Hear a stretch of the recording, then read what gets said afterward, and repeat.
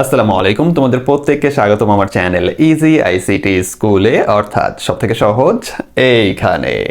আমি এসে তোমাদের সাথে মোহাম্মদ বাইজিদ এবং আজকে আমরা অধ্যায় 1-এর খুবই গুরুত্বপূর্ণ একটা ক্লাস করতে যাচ্ছি এবং আজকের ক্লাসের টপিকটা হলো জেনেটিক ইঞ্জিনিয়ারিং।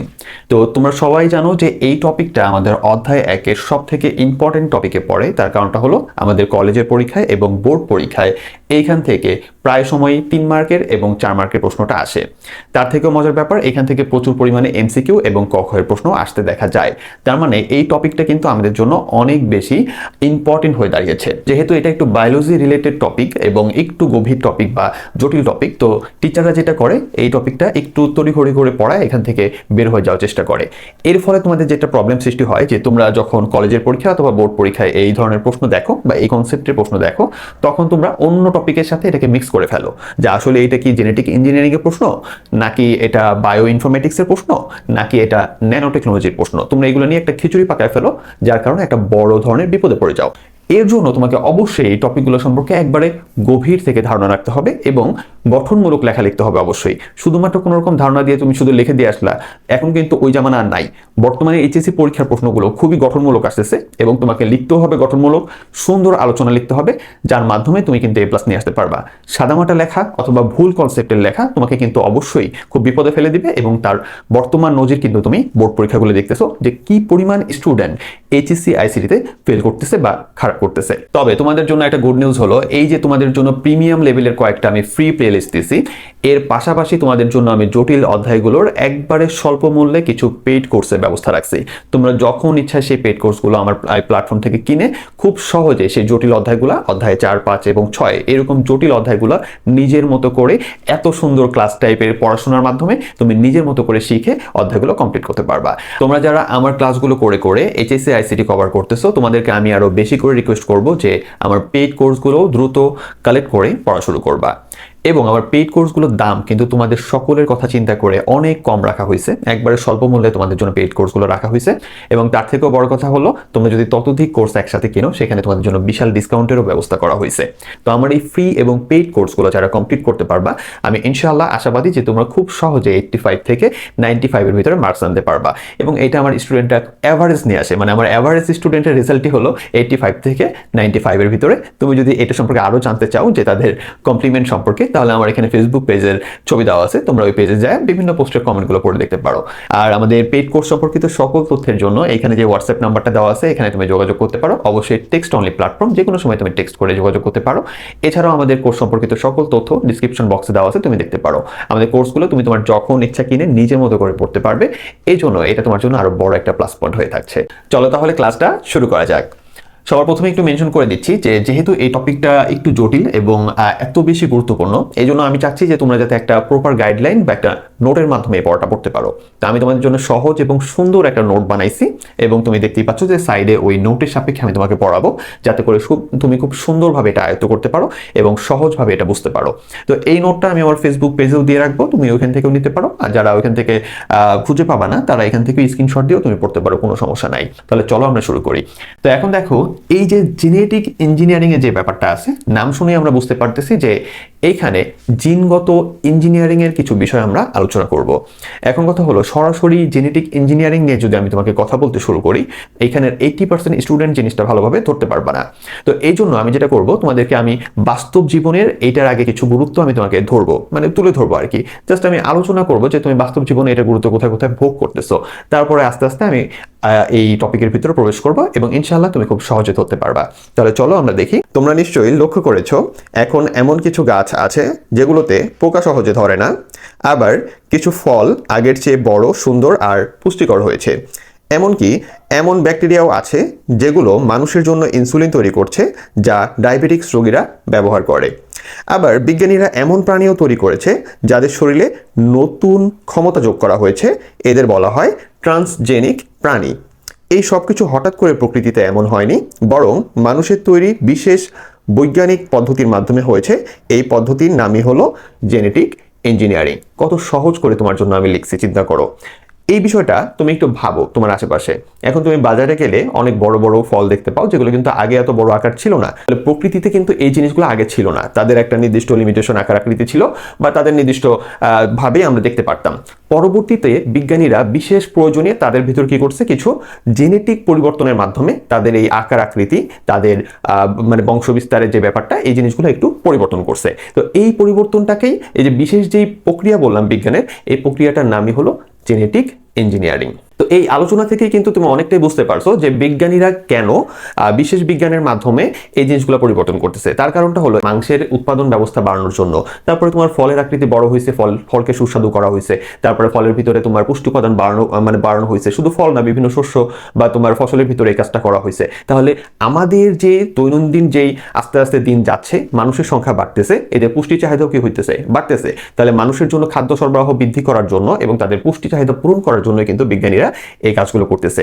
শুধুমাত্র যে এই খাবারের কথা বলতেছি তা না, এছাড়াও কিন্তু তোমার ওষুধ থেকে শুরু করে যাবতীয় বিভিন্ন সেক্টরে এই ধরনের কাজ করা হচ্ছে। আর এই ধরনের কাজটার মূল শক্তিটা, মানে বিজ্ঞানের যে শাখাটায় এই ধরনের কাজ করা হয়, সেটাই হলো জেনেটিক ইঞ্জিনিয়ারিং। সহজ ভাষায় বললে জেনেটিক ইঞ্জিনিয়ারিং এমন একটি প্রযুক্তি যেখানে কোনো জীবের ভেতরের নতুন বৈশিষ্ট্য যোগ করা হয় বা আগের বৈশিষ্ট্যকে আরো উন্নত করা হয়, ফলে জীবটি আগের চেয়ে বেশি উপকারী হয়ে ওঠে। এইটা হলো এই যে আমি কথা বললাম প্রেক্ষাপটের, এই প্রেক্ষাপট অনুযায়ী সহজ একটা সংজ্ঞা তুমি চালিয়ে দিতে পারো, সমস্যা নাই। অর্থাৎ একই জীব কিন্তু উন্নত রূপে। তাহলে বুঝতে পারছো যে কি পরিমাণ সহজ করে উপস্থাপনা করতেছি। এখন প্রশ্ন হলো, এই পরিবর্তনটা জীবের কোথায় হয় সেটা বুঝতে আমাদের আগে কোষের ডিএনএ সম্পর্কে জানতে হবে। এখন আমি তোমাকে এটা প্রক্রিয়া সম্পর্কে যে পড়াবো, তাহলে তোমাদের ভিতরে 80% স্টুডেন্ট তো এটাই জানো না যে কোষের ভিতরে কোন জায়গাতে এই পরিবর্তনটা করা হয়, অর্থাৎ বিজ্ঞানীরা কি পরিবর্তন করলে আমাদের একটা ফসল অথবা এই প্রাণী মানে পুরোপুরিভাবে পরিবর্তন হয়ে যাচ্ছে। তো এই জিনিসটা বোঝার জন্য আমাদের সবার আগে জানতে হবে হলো কোষের অভ্যন্তরীণ গঠন সম্পর্কে, যেটা তোমরা ক্লাস 5 থেকে এখন পর্যন্ত জেনে আসতেছো। তারপরও আমি হালকা করে বলবো, এবং এটার নোট আমি তোমাকে দিয়ে দিচ্ছি, কারণ এখান থেকেও কম মার্কের প্রশ্ন চলে আসে। এবং তোমাদের জন্য আমি কি পরিমাণ আর্ট করছি চিন্তা করো।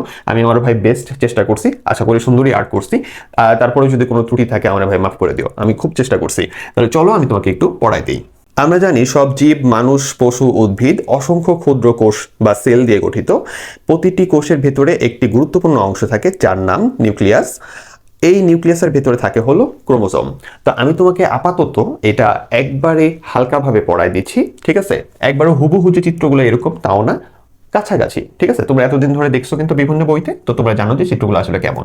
তো আমি এটা একটা সেল বা কোষ ধরে নিছি, এটা প্রাণী কোষ অথবা তুমি উদ্ভিদ কোষ যে কোনো ধরতে পারো। আমি ওইটার মূল উপাদানটা মানে মূল অংশটা ভিতরে রাখছি, সেটা হলো আমাদের নিউক্লিয়াস।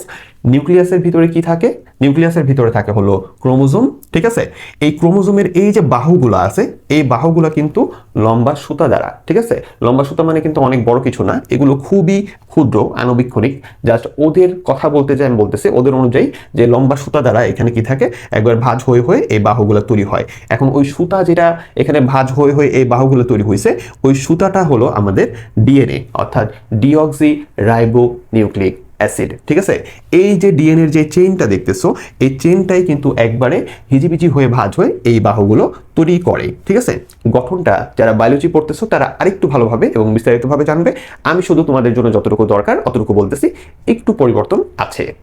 তাহলে আমরা জানতে পারলাম যে কোষের ভিতরে যেই মূল উপাদানটা অভ্যন্তরীণ, সেটা হলো নিউক্লিয়াস, এবং নিউক্লিয়াসের ভিতরে কি থাকে? ক্রোমোজোম, এবং ক্রোমোজোমের এই বাহুগুলোর অভ্যন্তরীণ মূল উপাদানটা হলো আমাদের এই যে ডিএনএটা, ঠিক আছে? এটা জাস্ট বড় করে রাখছি, এটাই ক্ষুদ্রভাবে মানে এই চেনটাই একবারে ক্ষুদ্রভাবে এখানে ভাঁজ ভাঁজ হয়ে এই পুরাটা বাহুগুলো তৈরি হয়েছে।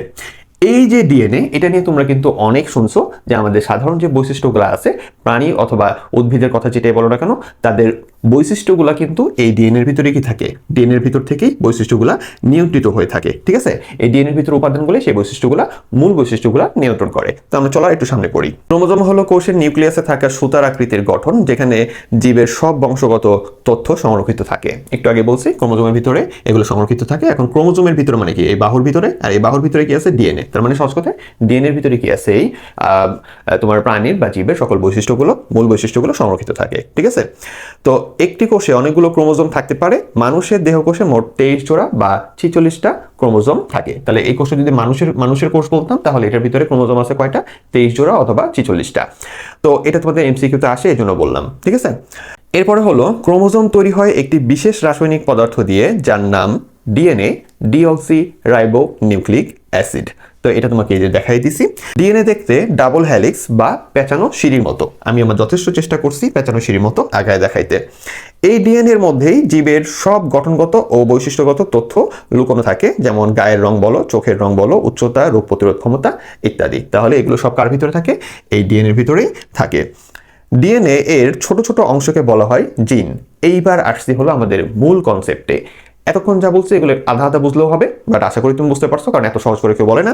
কিন্তু এই কনসেপ্টটা ভালো করে বুঝো যে এই যে ডিএনএ, এই ডিএনএর ভিতরে ছোট ছোট সেট আছে, ভিতরে ছোট ছোট অংশ আছে, যে অংশগুলা বিশেষ একটা একটা করে বৈশিষ্ট্য নিয়ন্ত্রণ করে। যে এই অংশটা মনে করো, জাস্ট আমি মার্ক করলাম যে এখান থেকে এইটুকু একটা ব্লক অংশ, এই অংশটা মনে করো আমার চোখের কালারকে নিয়ন্ত্রণ করতেছে, তাহলে এটা একটা অংশ, ওর নাম হলো একটা জিন।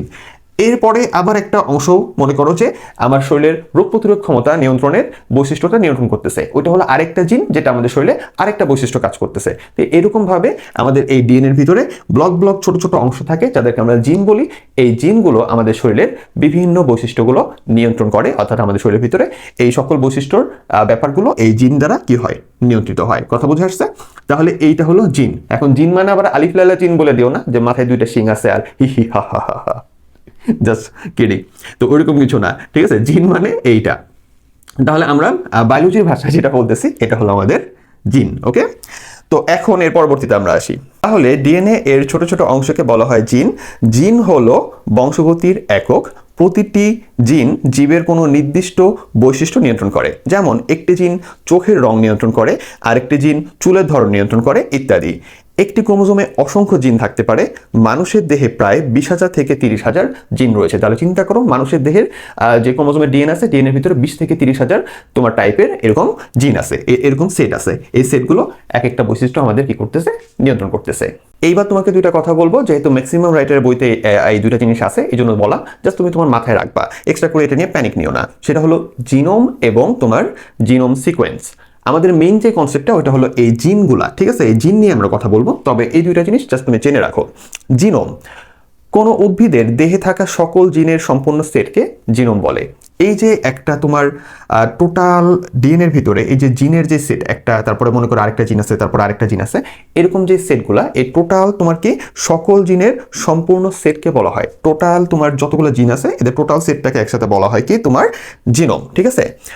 অর্থাৎ জিন হলো বৈশিষ্ট্যের টুকরা, আর সব জিন একসাথে, সবগুলো জিন একসাথে আমরা বলি হলো জিনোম, ঠিক আছে? আর জিনগুলো কোন ক্রমে ডিএনএতে সাজানো আছে সেই পুরো বিন্যাসকে আমরা বলি হলো জিনোম সিকোয়েন্স। তাহলে এই দুইটা জিনিসটা একটু মনে রাখতে হবে।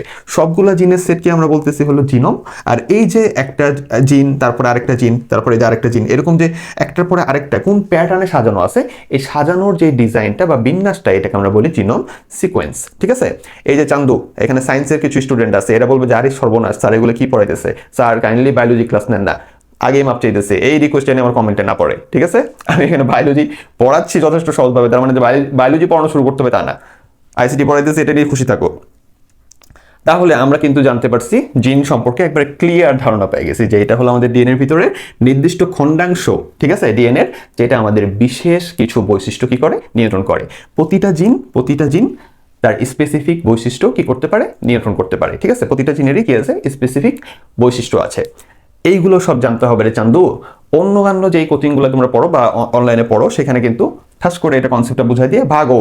তো এটা দিয়ে কিন্তু লাভ হয় না। তার কারণটা হলো আমাদের বর্তমানে কি পরিমাণ গভীর থেকে প্রশ্ন আসে তুমি জানো, এবং এই জিনিসগুলো কিন্তু আমাদের ম্যাক্সিমাম রাইটারের বইতে আছে। সো যাদের ওই ভাগমার্কা পড়াশোনা লাগবে তারা ওই দিকেই যাও, যাদের একটু গভীরভাবে জানার ইচ্ছা আছে তারা চলো সামনে কন্টিনিউ করি। এবার চলো জেনেটিক ইঞ্জিনিয়ারিং সম্পর্কে আমরা আরেকটু বিস্তারিতভাবে জানি, এবং আমি তোমাকে কথা দিচ্ছি এখন তোমার পড়াটাও একবারে সহজ লাগবে। আমরা জানলাম প্রতিটি জীবের সকল বৈশিষ্ট্য জিন দ্বারা নিয়ন্ত্রণ হয়।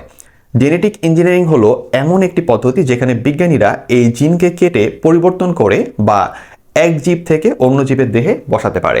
তার মানে আমরা যেই এখানে প্রযুক্তি নিয়ে কথা বলতেছি, জেনেটিক ইঞ্জিনিয়ারিং, এখানে আসলে বিজ্ঞানীরা কি করে? তারা এই যে জিন, ঠিক আছে, ডিএনএ থেকে এই যে জিনটা, অর্থাৎ নির্দিষ্ট বৈশিষ্ট্যের যে অংশটা, তাদের প্রয়োজন সাপেক্ষে সেই অংশটাকে কেটে নিয়ে তারা অন্য কোনো প্রাণী বা জীবের হলে অন্য কোনো জীবে ওইটা বসাইতে পারে, ঠিক আছে। এখন অন্য কোনো জীবে বসায় না, অন্য কোনো জীবের ডিএনএতে বসায়। কিভাবে বসায় আমরা মানে সামনে জানবো। বসানোর পরে সেখান থেকে আবার নতুন একটা বংশ বিস্তারের ব্যবস্থা করে, ঠিক আছে। তো এই যে প্রযুক্তিটা, যে প্রয়োজন সাপেক্ষে ডিএনএর নির্দিষ্ট জিন অংশটা কেটে নিয়ে অন্য কোনো প্রাণী বা তোমার উদ্ভিদের কোষের ভিতরে স্থাপন করে সেখান থেকে নতুন যেই বংশ বিস্তারের ব্যাপারটা করলো, এই সেক্টরটার নামই হলো জেনেটিক ইঞ্জিনিয়ারিং। এইবার আমরা চলে আসছি লাইনে। এর ফলে কোনো জীবের নতুন বৈশিষ্ট্য তৈরি হয় যা আগে সেখানে ছিল না, যেমন রোগ প্রতিরোধী গাছ, বেশি ফলনশীল ফসল বা ব্যাকটেরিয়ার মাধ্যমে মানুষের ইনসুলিন তৈরি। এখানে ব্যাকটেরিয়া মূলত একটি মাধ্যম হিসেবে কাজ করে, আর আসল পরিবর্তন ঘটে জীবের ডিএনএতে। মাত্রই বলছি যে পরবর্তীতে আমরা এটা একটু জানবো যে এখান থেকে কেটে চার একটা ডিএনএতে বসায় এবং এখান থেকে যেই বংশবিস্তারের কাজটা করে, তো এখানে আসল পরিবর্তনটা হয় কিন্তু ডিএনএর মধ্যে, ঠিক আছে। এইভাবে জেনেটিক ইঞ্জিনিয়ারিং ব্যবহার করে মানুষের উপকারে নতুন নতুন জীব বা বৈশিষ্ট্য তৈরি করা সহজ। সহজ কথা হলো, জেনেটিক ইঞ্জিনিয়ারিং মানে হলো জিন বদলে জীবের বৈশিষ্ট্য বদলানো। 1970 সালে রেস্ট্রিকশন এনজাইম আবিষ্কারের পর থেকেই মূলত জেনেটিক ইঞ্জিনিয়ারিং এর যাত্রা শুরু হয়। এই এনজাইমের সাহায্যে ডিএনএ কেটে প্রয়োজনীয় অংশ নেওয়া সম্ভব হয়। একটু সহজ করে বুঝতে হবে, সেটা হলো এই যে ডিএনএ যে ব্যাপারটা আছে, এখানে আমি একটা জিন মার্ক করে রাখছি, তো এরপরে একটা ব্লক ওইটা আরেকটা জিন, এরপর আরেকটা ব্লক আরেকটা জিন, এরকম ধরো চলতেই আছে, ঠিক আছে। তো এখান থেকে কোনো একটা জিন তোমার দরকার, আমি ওই যে জেনেটিক ইঞ্জিনিয়ারিং করার জন্য একটা নির্দিষ্ট অংশ তোমার দরকার, ওইটা কেটে তুমি আরেকটা জীবের ডিএনএ ভিতর বসাবা। এখন কথা হলো, এই যে কাটবা, চিন্তা করে দেখো তো কোষ কত ছোট, ওইটার ভিতরে ক্রোমোজোম, তার ভিতরে ডিএনএ এবং জিন, কত ছোট এবং ক্ষুদ্র ব্যাপারের কথা আমি তোমাকে বলতেছি। তুমি কি এখানে কেচি দিয়ে কাটবা? ঠিক আছে, কেচি দিয়ে তো কাটতে পারতেছো না। তাহলে বিশেষ উপাদান তৈরি করছে বিজ্ঞানীরা, যে উপাদানটার মাধ্যমে এই ডিএনএ থেকে নির্দিষ্ট অংশ কেটে আলাদা করা যায়, ঠিক আছে। ওইটা হলো বায়োলজিক্যাল কেচি বলা হয়, বা ওইটার নাম হলো রেস্ট্রিকশন এনজাইম, ঠিক আছে। এই এনজাইমটা যেখানে যেখানে প্রয়োগ করা হয়, ধরো এখানে প্রয়োগ করলো আর এখানে প্রয়োগ করলো ক্ষুদ্র আকারে, তখন এই সেটটুকু ভেঙে, ঠিক আছে, ডিএনএ থেকে এই সেটটুকু ভেঙে এখান থেকে ভেঙে যাবে এবং এখান থেকে ভেঙে যাবে, এই ভেঙে এটা আলাদা হয়ে যাবে। দেন এইটা সংগ্রহ করে অন্য কোনো কোষের যেখানে দরকার সেখানে স্থাপন করা হয়। তার মানে রেস্ট্রিকশন এনজাইমটা কি? এটা হলো এমন এনজাইম যেটা দ্বারা কি করা হয়, তোমার এই ডিএনএ নির্দিষ্ট অংশকে কাটা হয়, বা এটা একটা বায়োলজিক্যাল ছুরি টাইপের বলতে পারো তুমি এই সেক্টরে, ঠিক আছে। তাহলে ফাইনালি আমরা জেনেটিক ইঞ্জিনিয়ারিং এর সংজ্ঞা হিসেবে আমরা বলতে পারি যে কোনো জীব থেকে একটি নির্দিষ্ট জিন বহনকারী ডিএনএ পৃথক করে ভিন্ন একটি জীবে স্থানান্তরের কৌশলকে জেনেটিক ইঞ্জিনিয়ারিং বলে। মূলত জেনেটিক ইঞ্জিনিয়ারিং এর মাধ্যমে ট্রান্সজেনিক বা উন্নত বৈশিষ্ট্যধারী উদ্ভিদ ও প্রাণী সৃষ্টি হয়ে থাকে বা সৃষ্টির কাজ করা হয়ে থাকে। তাহলে চিন্তা করে দেখো যে একটা, মনে করো উদ্ভিদের একটা ভালো বৈশিষ্ট্য অংশ আমরা কাটলাম, কেটে আরেকটা উদ্ভিদের ডিএনএর ভিতরে বসাইলাম এবং ওইখান থেকে বংশ বিস্তার করাইলাম, যার কারণে নতুন যে বংশ বিস্তার করা একটা জাত আসলো আমাদের, সেটাও সেই উন্নত, তার ভিতরে কি থাকবে, সেই উন্নত বৈশিষ্ট্যটা থাকবে। তাহলে এই যে কি হলো, ওই উদ্ভিদটা বা প্রাণীটার যে তোমার আগে যে জাতটা ছিল সেই জাতটাকে আমরা আরো উন্নত করে দিলাম। এই যে প্রক্রিয়াটা হলো আমাদের পুরো কাজটা হচ্ছে কি দ্বারা, জেনেটিক ইঞ্জিনিয়ারিং দ্বারা। আর আমরা জেনেটিক ইঞ্জিনিয়ারিং এর দ্বারা যে উন্নত ফসলটা তৈরি করি তাকে আমরা বলি ট্রান্সজেনিক প্রাণী অথবা উদ্ভিদ, ঠিক আছে। এইভাবে পরিবর্তিত ডিএনএ যুক্ত জীবকে বলা হয় হলো জেনেটিক্যালি মডিফাইড অর্গানিজম বা জিএমও। তো এই জিএমও এর ফুল মিনিংটা মাঝে মাঝে এমসিকিউতে চায়, সেটা হলো জেনেটিক্যালি মডিফাইড অর্গানিজম, ঠিক আছে। তো এটা হলো কি বলছে, এইভাবে পরিবর্তনকৃত ডিএনএ যুক্ত জীব মানেটা কি? মানেটা হলো এই যে একটা জায়গা থেকে তুমি একটা জিনের অংশ কেটে নিয়ে এসে যে আরেকটা জীবের ভিতরে বা তোমার উদ্ভিদের ভিতরে তুমি কি করছো, কোষের ভিতরে এটা স্থাপন করছো, ঠিক আছে। তো যেই জীবের ভিতরে এটা স্থাপন করলা তাকে বলা হচ্ছে কি, সেই জীবকে বলা হচ্ছে হলো জিএমও। পরবর্তীতে সেখান থেকে আমরা উন্নত জাতের যেই ফসল বা উন্নত জাতের উদ্ভিদ বা প্রাণী পাচ্ছি, সেই জিনিসটাকে বলা হচ্ছে হলো ট্রান্সজেনিক তোমার কি ফসল বা ট্রান্সজেনিক উদ্ভিদ বা ট্রান্সজেনিক প্রাণী। এইবার খুবই গুরুত্বপূর্ণ একটা এমসিকিউ যেটা মনে রাখতে হবে, সেটা হলো জেনেটিক ইঞ্জিনিয়ারিং এর জনক হলো পল বার্গ। 1972 সালে পল বার্গ প্রথম ভাইরাস SV40 ও ল্যামডা ভাইরাস এর ডিএনএ যুক্ত করে বিশ্বের প্রথম রিকম্বিনেন্ট ডিএনএ তৈরি করে। এই যে রিকম্বিনেন্ট যে কথাটা বলছি, এটা নিয়ে একটু পরে দীর্ঘ আলোচনা আছে, কারণ এইটাও একটা সময় পরীক্ষায় এবং আমাদের বোর্ডে আসতে দেখা যাইতো, ঠিক আছে। বর্তমানে কম দেখা যায়, কিন্তু সামনে আসবে না তার কোনো ভরসা নাই, এই জন্য এটাও শিখতে হবে আমাদের, ঠিক আছে। তাহলে আমাদের এখানে জনককে এই জেনেটিক ইঞ্জিনিয়ারিং এর, সে হলো পল বার্গ। সে কি করে জনক হয়েছিল? সে তোমার SV40 এবং ল্যামডা ভাইরাস এর ডিএনএ কি করছিল, যুক্ত করছিল, এবং ওইটার ফলে কি তৈরি হয়েছে, রিকম্বিনেন্ট ডিএনএ। ওইটা আমরা একটু পরে জানবো এটা কি, এটা নিয়ে কথা বললাম না। আচ্ছা, এখন আরেকটা প্রযুক্তির কথা বলবো। এটা আমাদের জেনেটিক ইঞ্জিনিয়ারিং এর একটা মূল কনসেপ্ট বা জেনেটিক ইঞ্জিনিয়ারিং এর অভ্যন্তরীণ একটা কাজের নাম, বিশেষ প্রযুক্তির নাম, ঠিক আছে, যে এইভাবে কাজটা করা হয়। তো একটু কষ্ট করে এটা একটু মাথায় ক্যাচ করে রাখো, এটা আমরা একটু পরে বিস্তারিত আকারে শিখবো। সেটা হলো জেনেটিক ইঞ্জিনিয়ারিং এর মাধ্যমে যখন একটি জীবের ডিএনএ পরিবর্তন করে সেখানে অন্য জীবের জিন যুক্ত করা হয়, তখন সেই প্রযুক্তিকে বলা হয় হলো রিকম্বিনেন্ট ডিএনএ প্রযুক্তি বা আরডিএনএ প্রযুক্তি, ঠিক আছে। তো এই যে রিকম্বিনেন্ট ডিএনএ প্রযুক্তির কথা বললাম, এটা কিভাবে কাজ করে সেটা আমরা এখানে ব্যাখ্যা করলে আরো ক্লিয়ার হতে পারবো। তাহলে চলো দেখি। আচ্ছা, এই যে রিকম্বিনেন্ট ডিএনএ বা আরডিএনএ প্রযুক্তির যে ধাপগুলো নিয়ে আমি কথা বলবো, আমি একটু আগে বলছি যে আমাদের এই জেনেটিক ইঞ্জিনিয়ারিং এই টোটাল প্রসেসটা, ওইটার ভিতরেই তো পড়ে এই রিকম্বিনেন্ট ডিএনএ প্রযুক্তিটা, ওইটা আমরা পড়লে আরো সহজ হবে। তো এই যে প্রযুক্তিটা, এই প্রযুক্তিটা কিছুর উপর কাজ করে, তোমার জীবকোষের উপরে কাজ করে। তো এটা তোমার উদ্ভিদ হতে পারে, প্রাণীও হতে পারে, ঠিক আছে। তো আমরা জাস্ট তোমাদের বইতে ম্যাক্সিমাম জায়গায় উদ্ভিদ বলে আমরা একটা উদ্ভিদ কোষ থেকে জিনিসটা আলোচনা করবো আর কি, যে এখান থেকে আমরা কিভাবে এই কাজগুলো করি, ঠিক আছে। তো এখন কথা হলো যে আমরা একটা উদ্ভিদ কোষকে কেন নিব। মনে করো এটা যে কোনো উদ্ভিদ হইতে পারে, যে কোনো উদ্ভিদের একটা কোষ এটা হইতে পারে। তো জাস্ট কথার কথা যে একটা আম গাছ আমরা দেখলাম যে গাছের আম অনেক মিষ্টি এবং অনেক সুস্বাদু। তো এবার আমরা কি করলাম, ওইটার আমরা কোষ নিলাম, নেওয়ার পরে ওইটার ডিএনএতে গেলাম, ডিএনএতে যে আমরা খুঁজে বের করলাম যে কোন জিন সেটের কারণে এটা এত সুস্বাদু, মানে কোন জিনের কারণে এটা এত সুস্বাদু এবং এত মিষ্টি। ওই জিনটা আমরা খুঁজে বের করলাম, দেন এটা আমরা কি করব, অন্য কোনো আমের জাতে গাছের ভিতর, মানে গাছের কোষের ভিতরে বসাবো অথবা কোনো ফলের ভিতরে বসাবো। এই জন্য ওইটা আমরা খুঁজে বের করতে চাচ্ছি। এই জন্য আমরা ওই উন্নত যে জাতটা আমরা প্রকৃতিতে পাইছি, ওর থেকে কি করতেছে, ওর থেকে একটা কোষ আনছি এবং ওইখান থেকে খুঁজে বের করবো যে কোন জিনের জন্য এই আমটা এত মিষ্টি অথবা তোমার কি সুস্বাদু, ঠিক আছে। জাস্ট কথার কথা বললাম যাতে তোমরা একটু ক্যাচ করতে পারো। তাহলে আমরা ওই উদ্দেশ্যে আমরা কি করলাম, ওই উদ্ভিদের ওই যে ভালো বৈশিষ্ট্যধারী যে উদ্ভিদটা আছে, ওই উদ্ভিদের কোষটা আমরা দিলাম, ঠিক আছে। তাহলে এক নম্বর পয়েন্টটা কি, সেটা হলো ডিএনএ নির্বাচন, উদ্ভিদের কাঙ্ক্ষিত বৈশিষ্ট্য বহনকারী ডিএনএ কে নির্বাচন করা। তাহলে আমরা সবার প্রথমে কি করলাম, ওই যে উদ্ভিদের কোষটা নিছি, বা ওইখান থেকে কাঙ্ক্ষিত বৈশিষ্ট্য, আমি মাত্র বললাম যে আমরা কোন বৈশিষ্ট্য দরকার, কেন এত মিষ্টি ওই আমটা, জাস্ট কথার কথা। তাহলে আমরা ওইখান থেকে সেই কাঙ্ক্ষিত বৈশিষ্ট্যের জায়গাটা নির্ণয় করছি এবং সেই অংশটাকে এই যে কেটে এখান থেকে কেটে আমরা বের করে নিয়ে আসবো। কি দ্বারা কাটবো, রেস্ট্রিকশন এনজাইম দ্বারা কাটবো। এই কাজগুলো কোথায় করতেছে, এই কাজগুলো আমি মানে সূর্যের তলায় মাঠে বসে বসে করতেছি না, এগুলো ল্যাবে ঘটতেছে, বিজ্ঞানীরা করতেছে, ঠিক আছে। তাহলে এই হলো কাজ। তাহলে ফার্স্টে যে কোষ নিল ওইখান থেকে কি করবে, নির্দিষ্ট কাঙ্ক্ষিত অংশটারে এখান থেকে খুঁজে বের করবে এই কোষের ডিএনএ থেকে। ওকে, এরপর 2 নম্বর পয়েন্টে বলছে হলো ডিএনএ এর বাহক নির্বাচিত করা। তাহলে এখন কথা হলো, এইখান থেকে আমি ডিএনএ এর একটা অংশকে কেটে যে নিয়ে আসবো, নিয়ে আসার পরেই আমাদের এই জিন প্রযুক্তিতে আমরা এটা নিয়ে আসার পরেই অন্য একটা কোষে বসায় দিই না, ওইটাকে আমরা আগে সংখ্যা বৃদ্ধি করি বা আরেকটু স্টেবল করি। ওইটা করার জন্য যেটা হয়, এই যে কাঙ্ক্ষিত বৈশিষ্ট্য, এই যে এই ডিএনএ থেকে আমরা খুঁজে পাইছি যে এই অংশটার জন্য, ডিএনএর এই জিনটার জন্য এই গাছের আমগুলো এত মিষ্টি, ওই অংশটা আমরা কেটে নিয়ে আসছি, ওই কোষ থেকে ওই অংশটা কেটে নিয়ে আসছি। আনার পরে এটা আমরা কি করতেছি না, সাথে সাথে আরেকটা গাছ অথবা আরেকটা আম গাছের ভিতরে কোষ, মানে আম গাছের থেকে কোষ নিয়ে তার ভিতরে বসায় দেই না, মাত্র বললাম। আমরা কি করি, এটা নিয়ে আসার পরে এটাকে একটু স্টেবল করার জন্য বা এই বৈশিষ্ট্যটার সংখ্যা আর অনেকগুলো বাড়ানোর জন্য, যাতে ভবিষ্যতে অনেকগুলো কোষে এটা কি করা যায়, দেওয়া যায়, এই জন্য এইটাকে আমরা বিশেষ প্রক্রিয়ায় এটা সংখ্যা বৃদ্ধি করি। এখন কিভাবে সংখ্যা বৃদ্ধি করি, সেটা হলো যে আমরা এই ডিএনএটা রাখার জন্য একটা বিশেষ আরেকটা কোষ নেই, যার নামটা হলো ইকোলাই ব্যাকটেরিয়া। সেই ব্যাকটেরিয়ার ভিতরে তোমার 2টা ডিএনএ থাকে, ভালো করে বুঝছো। এখান থেকে তুমি নির্দিষ্ট বৈশিষ্ট্যের অংশটা কেটে নিয়ে আসছো, নিয়ে এসে তোমার ল্যাবের ভিতরে, পাত্রের ভিতরে আছে এটা, ঠিক আছে। এইবার তুমি কি করতেছো, এটাকে আরেকটু স্টেবল এবং ওর সংখ্যা আরো বৃদ্ধি করার জন্য কি করতেছি বললাম, সেটা হলো যে আরেকটা কোষ নিলাম। সেই কোষটা কিসের, কোনো উদ্ভিদ কোষ না, এটা নিচে হলো ব্যাকটেরিয়া। এখানে এই জিন প্রযুক্তিতে বা তোমার এই জেনেটিক ইঞ্জিনিয়ারিং এ ব্যাকটেরিয়া যে কাজটা করে সেটা হলো এই যে বৈশিষ্ট্যটা আমরা নিয়ে আসি কেটে, সেটাকে আরো সংখ্যা বৃদ্ধির জন্য আমরা এই ব্যাকটেরিয়ার হেল্প নিয়ে থাকি। এখন কথা হলো, আমরা এই কাজটা করার জন্য এই যে অংশটা কেটে নিয়ে আসলাম, ওর সংখ্যা বৃদ্ধি করার জন্য কোন ধরনের ব্যাকটেরিয়ার হেল্প নেই, হাজার হাজার রকমের বিভিন্ন রকমের ব্যাকটেরিয়া আছে, কোনটার হেল্প আমরা নেই, সেটা হলো একটা বিশেষ ব্যাকটেরিয়া আছে যার নাম হলো ইকোলাই, ঠিক আছে।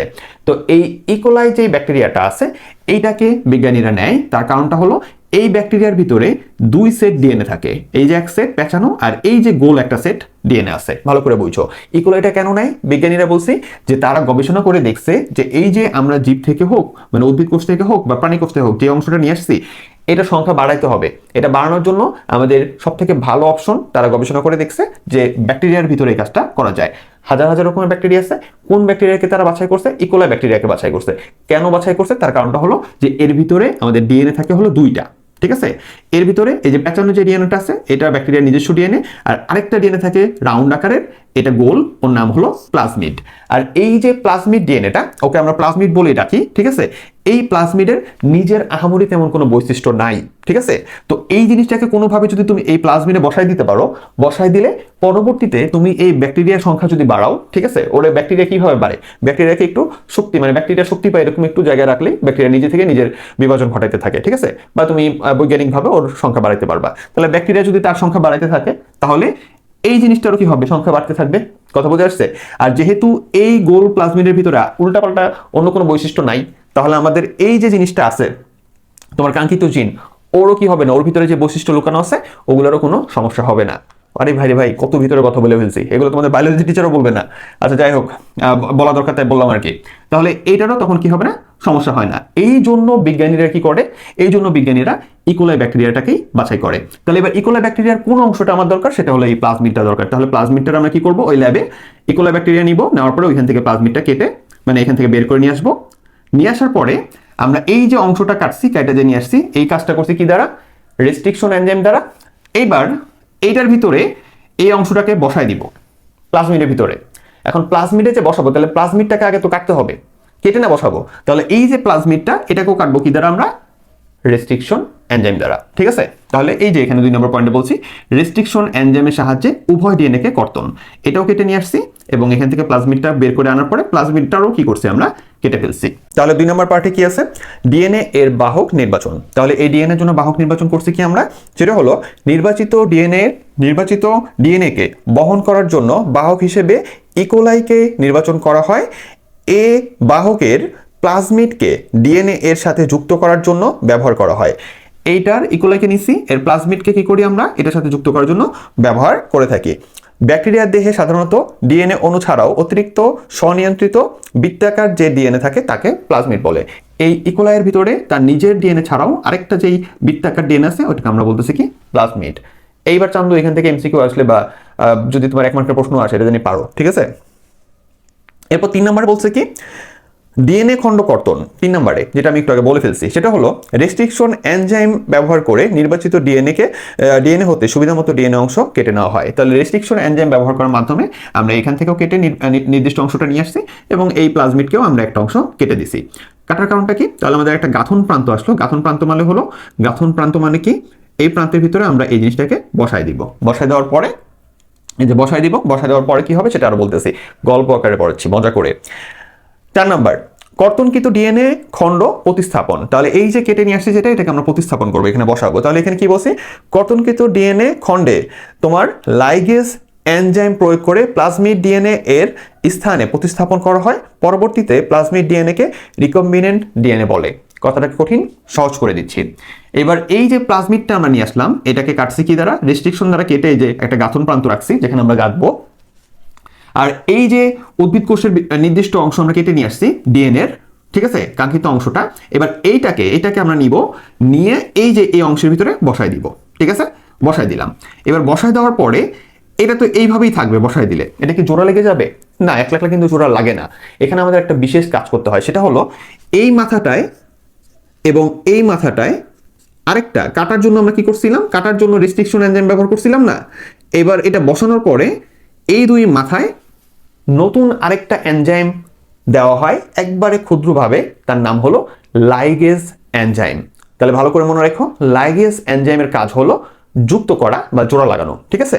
তাহলে এই 2 জায়গায় যখন লাইগেজ এনজাইম দেওয়া হয় তখন এই টোটালটা সুন্দর করে লেগে এত সুন্দর চেহারায় চলে আসে, ঠিক আছে? তাহলে এই যে প্লাজমিডের অংশটাও আছে এবং এই যে সুন্দর করে কি হয়েছে, এটা এই যে কাঙ্ক্ষিত যে অংশটা, এটা আমি চেষ্টা করছি আকার যাতে তুমি বুঝতে পারো যে এটা এখানে আলাদা করে কি হয়েছে, সুন্দর করে একবার টোটালটা একটা নতুন একটা ডিএনএ সেট হয়ে গেছে। তাহলে আমাদের কাঙ্ক্ষিত অংশ এবং প্লাজমিড 2টা মিলে আমরা নতুন একটা কি পেলাম?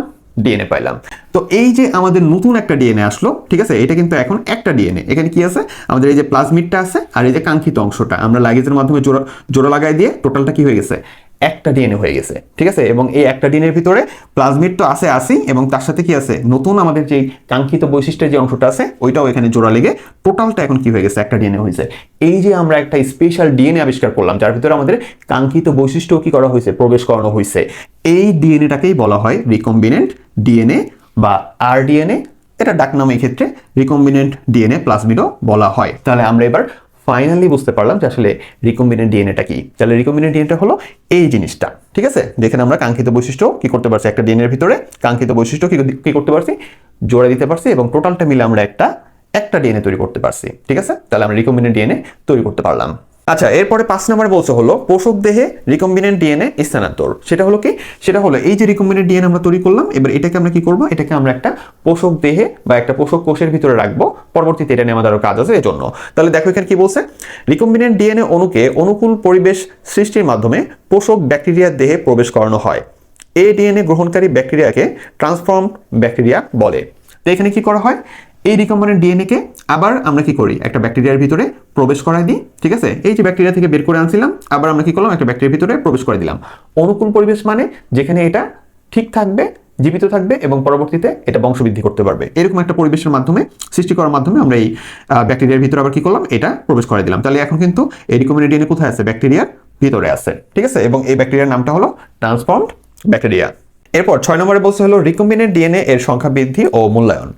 এখানে বলা হয়েছে হলো যে রিকম্বিনেন্ট ডিএনএ ব্যাকটেরিয়াকে কালচার মিডিয়ামে রেখে সংখ্যা বৃদ্ধি করানো হয়। এই সময় কাঙ্ক্ষিত জিনবাহী প্লাজমিডও পোষক কোষের সংখ্যা বৃদ্ধি করে। এভাবে পোষক দেহে অধিক রিকম্বিনেন্ট ডিএনএ সৃষ্টি হয়। এটা কি হয় দেখো, এই যে আমরা ব্যাকটেরিয়ার ভিতরে এটাকে রাখছি, রাখার পরে এই ব্যাকটেরিয়াকে স্পেশাল একটা মিডিয়ামে রাখা হয়, যে মিডিয়ামে রাখার কারণে এই ব্যাকটেরিয়াটা শক্তি পায় কি করার, তার সংখ্যা বৃদ্ধি করানোর, ঠিক আছে। তো এই ব্যাকটেরিয়াটা তখন নিজে থেকে কি করে, একটা থেকে দুইটা, দুইটা থেকে চারটা, এইভাবে সংখ্যা বৃদ্ধি করা শুরু করে। তাহলে এই ব্যাকটেরিয়াটা যখন তার সংখ্যা বৃদ্ধি করা শুরু করে, ও যখন একটা থেকে দুইটা, দুইটা থেকে চারটা হবে, জাস্ট আমি এখানে 3টা আঁকতে পারছি, দেখছি। তো যখন ওর সংখ্যা বৃদ্ধি হবে, যেটাকে আমরা ক্লোনিং বলি, তখন এই সেম ব্যাকটেরিয়াই আরো তৈরি হবে। একটা থেকে যখন দুইটা, দুইটা থেকে চারটা হবে, ওই সেম ব্যাকটেরিয়াই কি হবে, ক্লোন হয়ে অতগুলো হচ্ছে। তাহলে এখান থেকে যখন এই যে ততোধিক ব্যাকটেরিয়া তৈরি হলো ওই মিডিয়ামের ভিতরে, কালচার মিডিয়ামের ভিতরে, তখন প্রত্যেকটা ব্যাকটেরিয়া, এই যে একটা থেকে যে এতগুলো তৈরি হলো বিভাজনের মাধ্যমে, এই প্রত্যেকটা ব্যাকটেরিয়ার ভিতরে এই রিকম্বিনেন্ট ডিএনএটাও কি হয়েছে, সংখ্যায় বাড়ছে। ওর ভিতরে একটা ছিল, যখন অনেকগুলো ব্যাকটেরিয়া তৈরি হলো আমাদের এই কালচার মিডিয়ামের ভিতরে, তখন আমাদের এই রিকম্বিনেন্ট ডিএনএটাও কি হয়েছে, ওই প্রত্যেকটা ব্যাকটেরিয়ার ভিতরে বাড়ছে। তাহলে এইভাবে আমরা কি করতে পারলাম, কাঙ্ক্ষিত জিন বহনকারী ব্যাকটেরিয়াকে ক্লোন করে সংখ্যায় অনেকগুলো বাড়াতে পারলাম। এবার কথা হলো, এই পর্যন্ত তো আমরা বুঝতে পারলাম যে এখানে আমরা রিকম্বিনেন্ট ডিএনএ কে কি করলাম, সংখ্যা বৃদ্ধি করলাম, এবং এখানেই আমাদের রিকম্বিনেন্ট ডিএনএ প্রক্রিয়া শেষ, ঠিক আছে। তোমাদের যদি কখনো বোর্ডে প্রশ্ন আসে রিকম্বিনেন্ট ডিএনএ তৈরি প্রক্রিয়াটা আলোচনা করো, তাহলে এইটা হলো টোটাল 4 মার্কের একটা প্রশ্ন, ঠিক আছে। এবার কথা হলো এরপরে কি করে স্যার, এরপরে তোমাদের ম্যাক্সিমাম স্যার এটা নিয়ে আর আলোচনাই করবে না, যদিও এটাই পড়াতে চায় না, তাও আলোচনা করবে না, আমি একটু হালকা করে বলে দিই। এইবার আমাদের হাতে এই যে কাঙ্ক্ষিত বৈশিষ্ট্যের যে অংশটা আছে, ওইটা একটা, তুমি তো দেখতেছো এখান থেকে আমরা একটা নিয়ে আসছি, এটা আনা কিন্তু অনেক সময় সাপেক্ষ ব্যাপার, অনেক কস্টলি ব্যাপার এবং অনেক কঠিন ব্যাপার। এই জন্য একটাকে আমরা কি করছি, রিকম্বিনেন্ট ডিএনএ এর মাধ্যমে আমরা পরে ক্লোনিং করে এটার সংখ্যা অনেকগুলা বৃদ্ধি করছি। এইবার আমাদের কাজ হলো, আমরা এইখান থেকে, আমাদের কাজ কিন্তু শেষ, আমাদের পড়ার কাজ শেষ, আমি এটা এক্সট্রা বলতেছি তোমাকে জাস্ট একটু যাতে বুঝতে পারো আসলে প্রেক্ষাপটটা কি। সেটা হলো এইখান থেকে বিশেষ প্রক্রিয়া এই প্লাজমিড সহ আমাদের ডিএনএ, ঠিক আছে, এই টোটাল ডিএনএ সেটকে তুমি যেই প্রজাতির উন্নয়ন চাচ্ছ, ওই প্রজাতির কোনো একটা গাছের কোষ নিয়ে আসলা, ঠিক আছে। কোষ নিয়ে আসার পরে ওইটার যে ডিএনএ সেটটা আছে ভিতরে, এই জিনিসটা তুমি কি করলা, ওইখানে বসায় দিলা। বসায় দেওয়ার পরে আমাদের বিজ্ঞান এখন এত উন্নত হয়েছে যে এই কোষ থেকে গাছ তৈরি করা সম্ভব। তাহলে যখন এই কোষ থেকে কোনো গাছ তৈরি করা হয়, ঠিক আছে, যখন এই কোষ থেকে কি তৈরি করা হয়, গাছ তৈরি করা হয়, সেটার ভিতরে কি থাকে, এই উন্নত বৈশিষ্ট্যটাও তখন এটার ভিতরে চলে যায়, এবং পরবর্তীতে এই গাছের যে ফলন হয়, তুমি যে বৈশিষ্ট্য দিছো সেই বৈশিষ্ট্য তার ভিতরে পাওয়া যায়। এইভাবেই নতুন আমাদের জাত তৈরি হয় বা উন্নত জাত তৈরি হয়। একইভাবে এটা যদি আমাদের প্রাণী সেক্টর হইতো, প্রাণী সেক্টরে এই জিনিসটা স্থাপন করা হইতো ভ্রূণের ভিতরে, ঠিক আছে, প্রাণী ভ্রূণের ভিতরে, এবং ওইখান থেকে যখন পরবর্তীতে প্রাণীটা তো আসতো, ওই প্রাণীর ভিতরে আমরা যে বৈশিষ্ট্য দিচ্ছি সেই জিনিসটা আমরা পাইতাম, ঠিক আছে। তো প্রাণীর ক্ষেত্রে আমরা ভ্রূণ স্থাপন করি, আর উদ্ভিদের ক্ষেত্রে আমরা আরেকটা উদ্ভিদ কোষ, মানে যেই জাতের তুমি উন্নয়ন চাচ্ছ ওই জাতের উদ্ভিদের কোষের ভিতরে স্থাপন করে সেখান থেকে আমরা কি করি, গাছ নিয়ে আসি। ঠিক আছে, তো এইভাবে এই টোটাল কাজটা হয়ে থাকে। তাহলে ফাইনালি আমরা এই রিকম্বিনেন্ট যে প্রক্রিয়াটা আছে, জেনেটিক ইঞ্জিনিয়ারিং এর বিশেষ একটা প্রযুক্তি, জেনেটিক ইঞ্জিনিয়ারিং এর অভ্যন্তরীণ বিশেষ একটা প্রযুক্তি, সেটা সম্পর্কে পরিপূর্ণ জানতে পারলাম।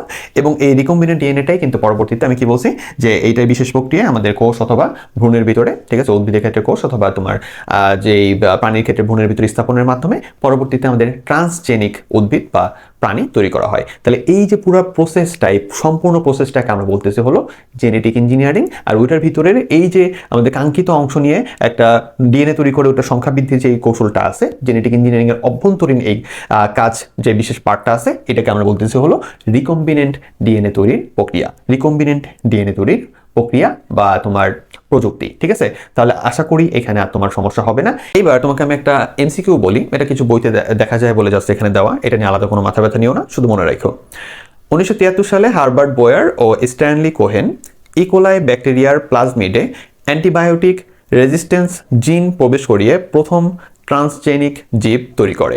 অর্থাৎ এখানে আমি তোমাকে বললাম যে এই যে ট্রান্সজেনিক জীব, যেটা আমি বললাম যে এখন তোমরা সব জায়গায় দেখতেছো, বাজার থেকে শুরু করে বিভিন্ন সেক্টরে দেখতেছো, তো এইটা প্রথম ল্যাবে কোন জিনিসটা তৈরি হয়েছিল, সেটা হলো 1973 সালে দুজন বিজ্ঞানী আমাদের প্রথম কি করছিল, তোমার ইকোলাই ব্যাকটেরিয়ার প্লাজমিডে অ্যান্টিবায়োটিক তোমার রেজিস্ট্যান্স জিন প্রবেশ করিয়ে প্রথম ট্রান্সজেনিক জীব তৈরি করছিল। ঠিক আছে, এটা একবার প্রথম যখন তারা তৈরি করে সেই সময়ের কাহিনী আর কি। তো আলহামদুলিল্লাহ আমরা এই টপিক সম্পর্কে পরিপূর্ণ আলোচনা করলাম। তো এখন আমি একটা বিশেষ অংশ আলোচনা করব যেখান থেকে আমাদের ম্যাক্সিমাম এমসিকিউ এবং আমাদের 3 থেকে 4 মার্কের প্রশ্নটা আসে, সেটা হলো আমাদের জেনেটিক ইঞ্জিনিয়ারিং এর ব্যবহার বা গুরুত্ব সম্পর্কে। তো একটু ভালো করে, আর অল্প সময় লাগবে, এরপরে 2টা বোর্ড কোশ্চেন হালকা ধরা দিব, শেষ। তাহলে 1 নম্বর আছে হলো উন্নত মানের ফসল উৎপাদন। উন্নত মানের ফসল উৎপাদনের ক্ষেত্রে জেনেটিক ইঞ্জিনিয়ারিং ব্যাপকভাবে ব্যবহৃত হচ্ছে। আমাদের দেশে এই প্রযুক্তি ব্যবহার করে বাংলাদেশ ধান গবেষণা ইনস্টিটিউট, পাট গবেষণা ইনস্টিটিউট, আখ গবেষণা ইনস্টিটিউট ইত্যাদি বেশ কিছু সংস্থা অনেক উচ্চ ফলনশীল জাতের শস্য বীজ উৎপাদন করেছে। এইগুলোর মাধ্যমে উচ্চ ফলনশীল বিরি জাতের বহু ভ্যারাইটির ধানের বীজ উদ্ভাবন, তারপর তোমার পার্পল বা বেগুনি কালারের উপসি ধান উদ্ভাবন বিশেষভাবে উল্লেখযোগ্য। তাহলে এই প্রযুক্তির মাধ্যমে আমাদের বিভিন্ন ইনস্টিটিউট কাজ করতেছে এবং অনেক উন্নত জাতের তোমার পাট ধান এগুলো আবিষ্কার করছে, যার ভিতরে বিরি আছে এবং কি আছে পার্পল কালারের বা বেগুনি কালারের যে উপসি ধান আছে, এই দুইটা উল্লেখযোগ্য, এই দুইটা আবিষ্কার করতে পারছে আর কি। এছাড়াও ভুট্টা, তুলা, সয়াবিন, টমেটো, পেঁপে ইত্যাদি জিন বৈশিষ্ট্য পরিবর্তন করে এগুলোর উৎপাদন বৃদ্ধি করা হচ্ছে। পোকামাকড় ও অন্যান্য উদ্ভিদ নাশক, ছত্রাক ও ভাইরাস প্রতিরোধী তোমার গাছও তোমার কি করা যাচ্ছে, তৈরি করা যাচ্ছে। এরপরে 2 নম্বরে বলছে হলো তোমার চিকিৎসা ক্ষেত্রে তোমার এটার গুরুত্ব আর কি। তো জিন থেরাপির মতো চিকিৎসায় জেনেটিক ইঞ্জিনিয়ারিং গুরুত্বপূর্ণ ভূমিকা রয়েছে। এরপর 3 নম্বরে বলছে হলো ঔষধ শিল্পে জেনেটিক ইঞ্জিনিয়ারিং এর গুরুত্ব। সেটা হলো তোমার জেনেটিক ইঞ্জিনিয়ারিং প্রয়োগ করে বিভিন্ন ভ্যাকসিন বা টিকা উৎপাদন করা হচ্ছে, যেগুলো পোলিও, যক্ষা, হাম, বসন্ত সহ বিভিন্ন সংক্রামক রোগের প্রতিরোধ হিসেবে ব্যবহার হচ্ছে। এছাড়াও কম সময়ে বিপুল পরিমাণ অ্যান্টিবায়োটিক উৎপাদনের ক্ষেত্রেও জেনেটিক ইঞ্জিনিয়ারিং এর প্রয়োগ রয়েছে। এরপর 4 নম্বরে বলছে হলো হরমোন তৈরিতে বিভিন্ন ধরনের হরমোন, যেমন ডায়াবেটিক্স রোগের ইনসুলিন, মানুষের দেহের বৃদ্ধি হরমোন মানে যেটাকে আমরা বলি হিউম্যান গ্রোথ হরমোন ইত্যাদি উৎপাদনে জেনেটিক ইঞ্জিনিয়ারিং এর গুরুত্ব অপরিসীম। ঠিক আছে, মানে উল্লেখযোগ্য দিক রয়েছে। 5 নম্বরে বলছে হলো পশু ও মৎস্য উন্নয়নে জেনেটিক ইঞ্জিনিয়ারিং। তো এটা থেকে কিন্তু বেশি প্রশ্ন আসে এবং তার সাথে মনে রাখো ইনসুলিন তৈরির প্রক্রিয়া যেটা, ওইটাও কিন্তু জেনেটিক ইঞ্জিনিয়ারিং। এই দুইটা কিন্তু আমাদের ম্যাক্সিমাম উদ্দীপকে থাকে আর কি। ঠিক আছে, উন্নত জাতের পশু উৎপাদনের লক্ষ্যে যেমন চর্বিমুক্ত মাংস উৎপাদন, দুধের পরিমাণ বৃদ্ধি, রোগ প্রতিরোধী জাত আবিষ্কার ইত্যাদির ক্ষেত্রে জেনেটিক ইঞ্জিনিয়ারিং এর গুরুত্ব অপরিসীম।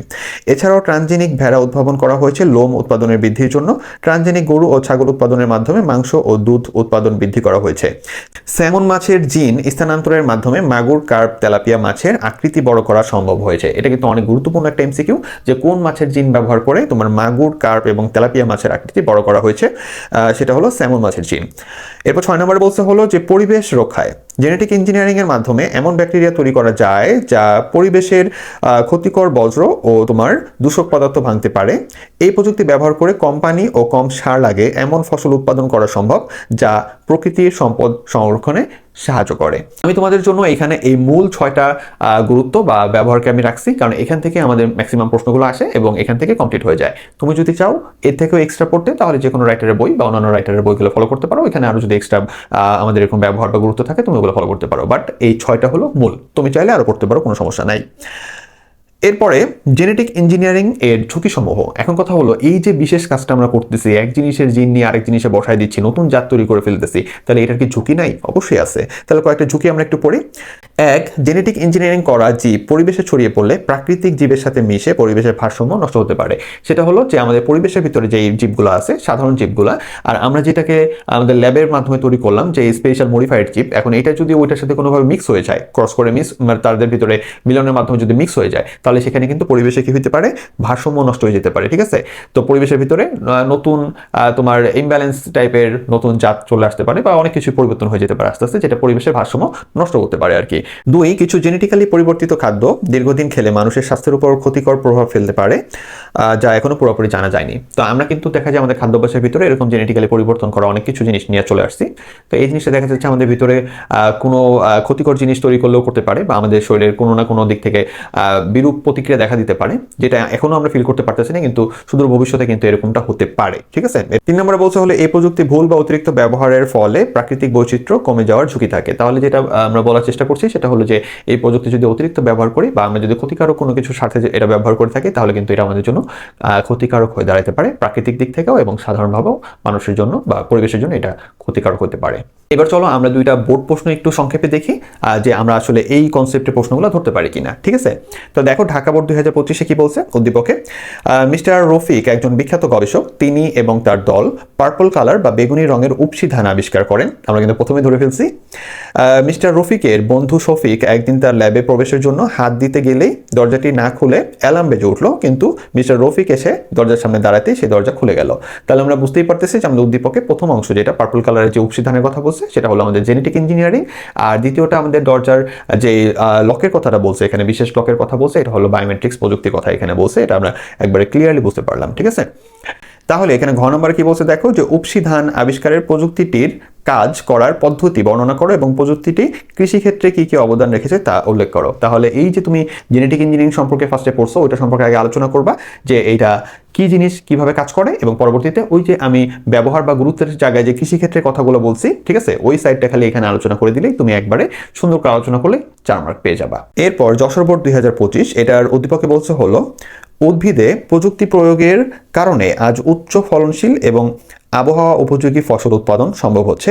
অপরদিকে কৃত্রিম বুদ্ধিমত্তা সম্পন্ন যন্ত্র শিল্পক্ষেত্রে ব্যবহারের ফলে মানুষের শ্রমসাধ্য কাজ খুব সহজে করা যাচ্ছে। তো এখানে একটু তাকায় দেখো যে তোমার গ নম্বরে কি বলছে প্রশ্নটা, সেটা হলো ফসল উৎপাদনের ক্ষেত্রে উদ্দীপকে উল্লেখিত প্রযুক্তিটি ব্যাখ্যা করো।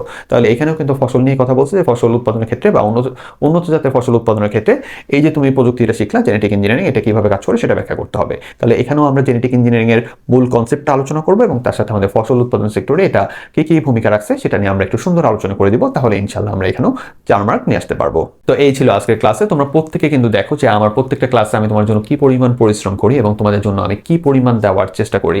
এত প্রিমিয়াম লেভেলের ক্লাস মনে হয় না অন্য কোনো টিচার নেওয়ার চেষ্টাও করে, যতটা তুমি এখান থেকে ইজি আইসিটি স্কুল থেকে বাইজিৎ স্যারের ক্লাস থেকে পাচ্ছ। তো আমি তোমাদের কাছ থেকে এইটুকু আশা করি যে তোমরা তোমাদের কৃতজ্ঞতা বোধ থেকে আমার ক্লাসগুলো অবশ্যই লাইক করবে, তোমাদের বন্ধুদের সাথে শেয়ার করবে যারা আইসিটি নিয়ে দুশ্চিন্তায় আছে, এবং তার সাথে তুমি কমেন্ট করতে পারো যে তোমার কোন টপিকটা জটিল লাগে, বা তুমি কোথা থেকে ক্লাসগুলো দেখতেছো এটাও তুমি আমাকে কমেন্টে জানাতে পারো। এক্ষেত্রে তোমাদের লাইক এবং কমেন্ট থেকে আমি অনেক অনুপ্রেরণা পাই, যেটা আমাকে ভবিষ্যতে কাজ করার জন্য আরো সাহায্য করে। তো তোমরা প্রত্যেকে ভালো থেকো, সুস্থ থেকো। আল্লাহ হাফেজ, আসসালামু আলাইকুম।